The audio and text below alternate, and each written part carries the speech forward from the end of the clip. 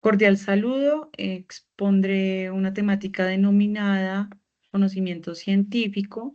En primer lugar, esta actividad comenzó con la lectura cuidadosa del libro denominado La ciencia en cuestión, disenso, negación y objetividad, la cual me permitió comprender sobre el conocimiento científico y la diferencia que tiene con otros tipos de conocimiento, dejando claro que la ciencia no se fundamenta en creencias, tradiciones, ideas políticas o juicios de valor, sino que tiene como característica la observación rigurosa de la realidad y la crítica constante de aquello que se quiere estudiar.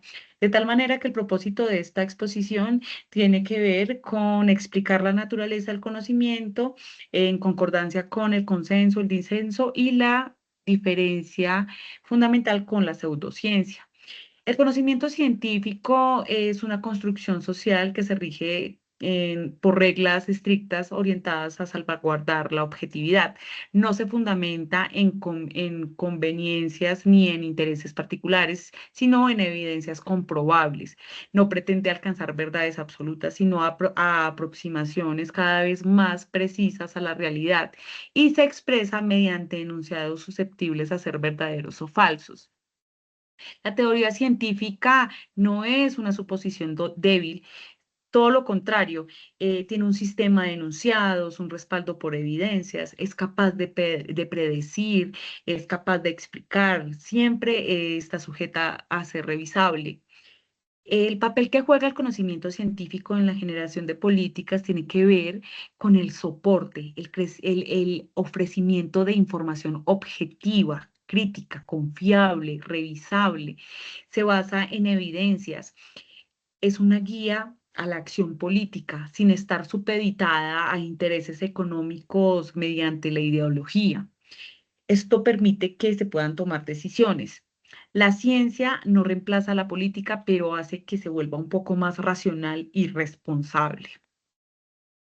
El consenso científico es el resultado de un proceso extenso, crítico, competitivo, mediante la cual una teoría es reconocida por una comunidad científica, donde se fundamenta, donde es confiable, ya que ha demostrado mayor coherencia frente a otros conocimientos ya establecidos y ha resistido a confrontaciones con evidencias críticas racionales y la competencia con otras teorías rivales.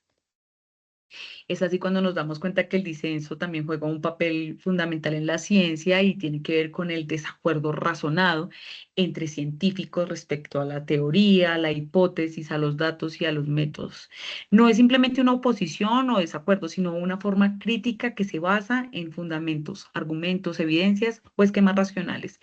Es ahí cuando nos damos cuenta que es la expresión evidente en que la ciencia no es un sistema cerrado o dogmático, sino que es una práctica intelectual viva, sometida a permanente revisión.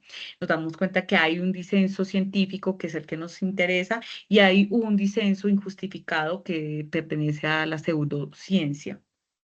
Aquí hago la comparación entre la ciencia y la pseudociencia y en la ciencia pongo como relevancia que es una práctica racional crítica, que tiene evidencias empíricas, que permite la revisión permanente de los resultados, que tiene un consenso a partir de la discusión entre expertos, que necesita el disenso razonado, permite corregir sus errores y demás, mientras que la pseudociencia rechaza los consensos científicos, apela a las teorías conspirativas, usa falsos expertos, desprecia las evidencias, selecciona datos de forma interesada, ignorando el resto de evidencias, utiliza falacias y demás.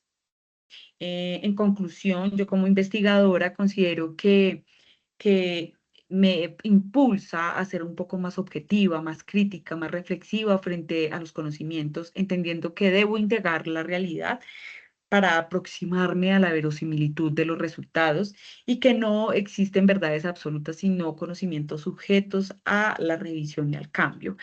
En mi quehacer pedagógico, debo orientarme más por la imparcialidad, la objetividad de los estudios, con el fin de conservar un discurso en el que no existan intereses ideológicos, económicos ni políticos, para que tenga una validez más sólida y más coherente. Y para finalizar, es importante decir que el consenso y el disenso es importante en la investigación, dado que nos lleva a la confrontación, nos permite depurar errores, detectar prejuicios y fortalecer las teorías. Aquí les dejo la referencia del libro que citamos, que cité. Muchas gracias por escuchar.